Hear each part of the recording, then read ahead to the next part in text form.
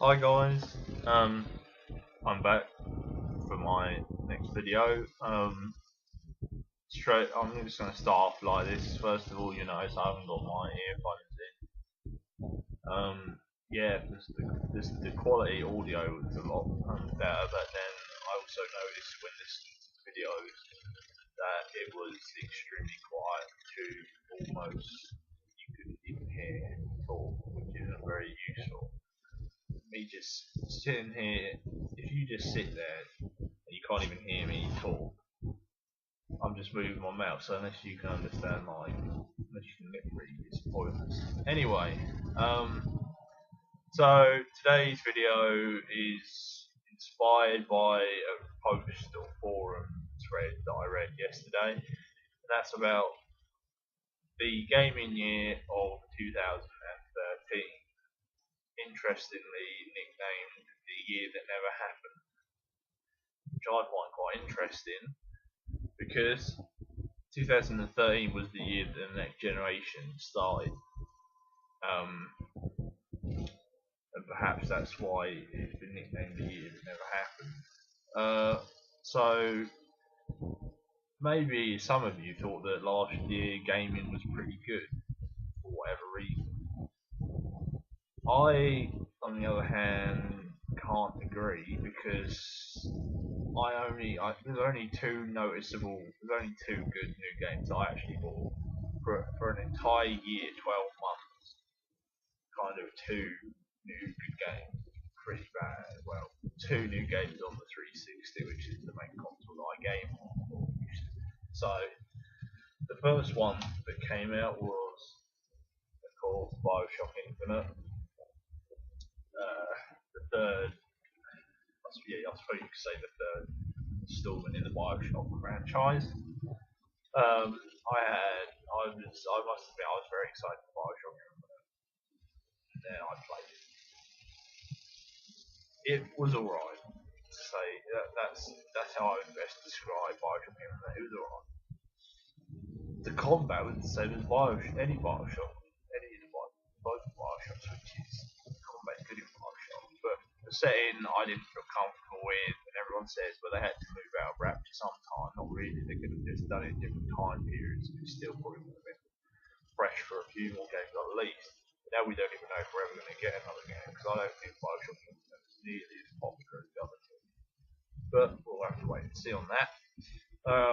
So yeah, it was quite underwhelming, I would say. No multiplayer, of course. I think they did eventually release a survival pack, but I didn't get that. I just played the game. Yes, it really didn't. It was quite a disappointment. I'll be honest.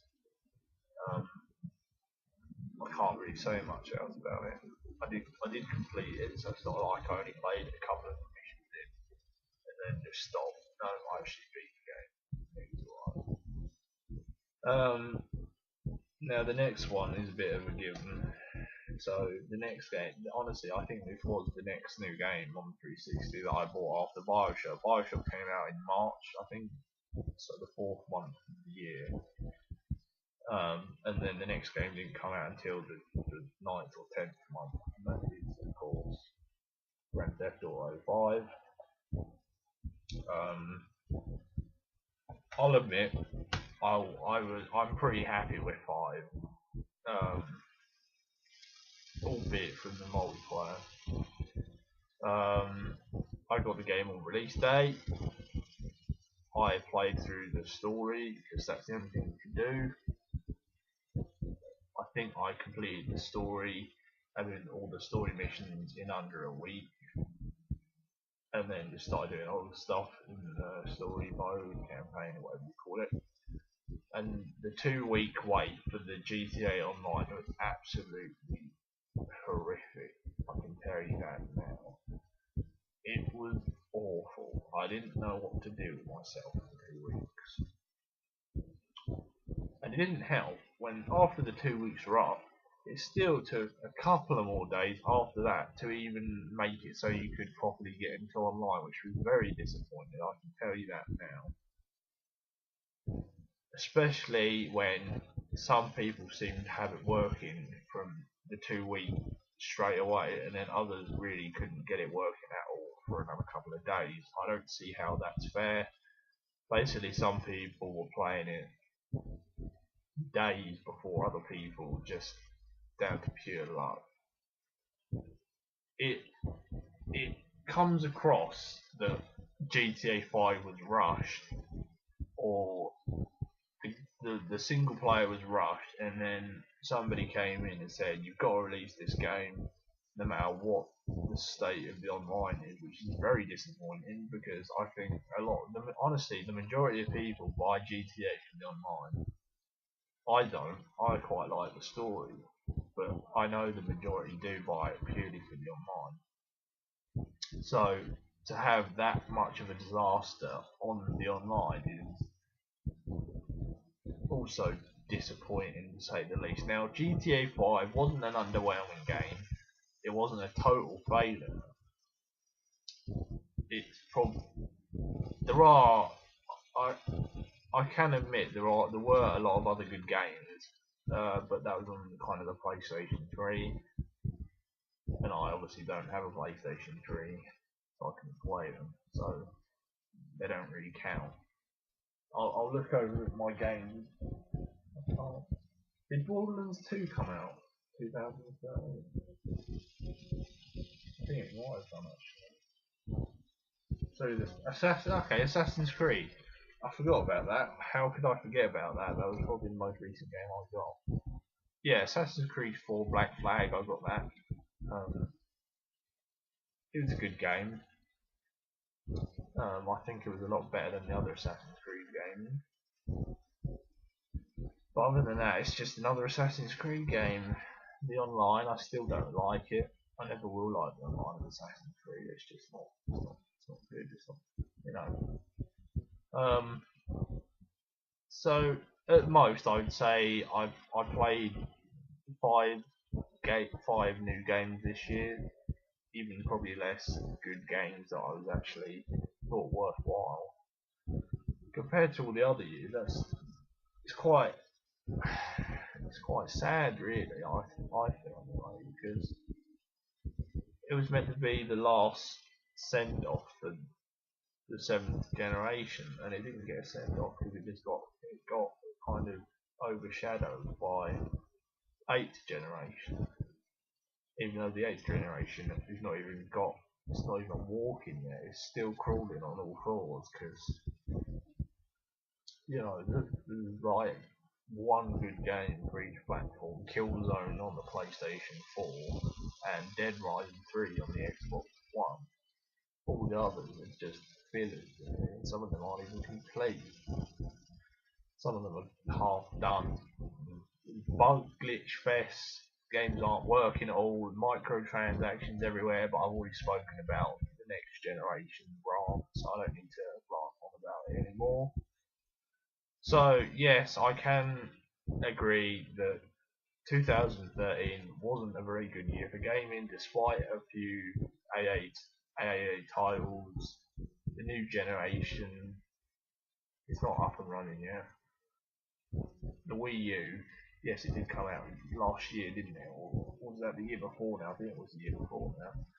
But that's still struggling because there are lackluster titles. However, this year, 2014, is going to see some very good AAA titles, first party titles for the Wii U. I'll be looking forward to picking them up. But yeah, 2013 wasn't a good year.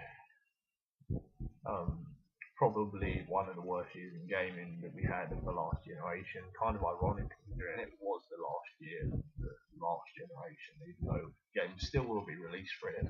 We can tell that its support will only dwindle from now on. Sorry I haven't done a video in quite a while. I just haven't got around to it. But not many of you watch this anyway, so it's not like I'm disappointing hundreds of thousands of you. So I'm not too worried if I can't meet deadlines because I'm not disappointing anybody. That's the truth. I mean, someone could argue it, but I don't even bother. So yeah, if you thought 2013 was a good year for gaming, please do enlighten me as to why. If you can, I'm sure if you think it was a good year, you have some good points to back it up, or you might just dispute that Bioshock Infinite, GTA, and all that were underwhelming, and you in fact enjoyed them thoroughly. If that's the case, fair enough. Everyone has different tastes and different opinions. I would respect them, even if I don't agree with them. If you agree with me and you thought 2013 wasn't a very good year for gaming, thank you for having the same point as me, I suppose. I don't know. I totally agree with you. Let's just hope 2014 is a better year for gaming, although I really don't have much hope for it.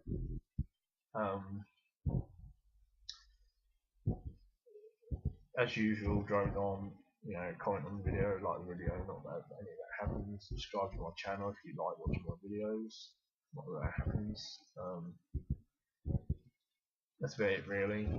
Might do a video later on even again, so you might get 2 videos today. I don't know how, I'll see how I feel. As usual, thanks for watching everyone. Stay tuned for my next video, whenever that is. I will definitely catch you, see you, talk to you another day.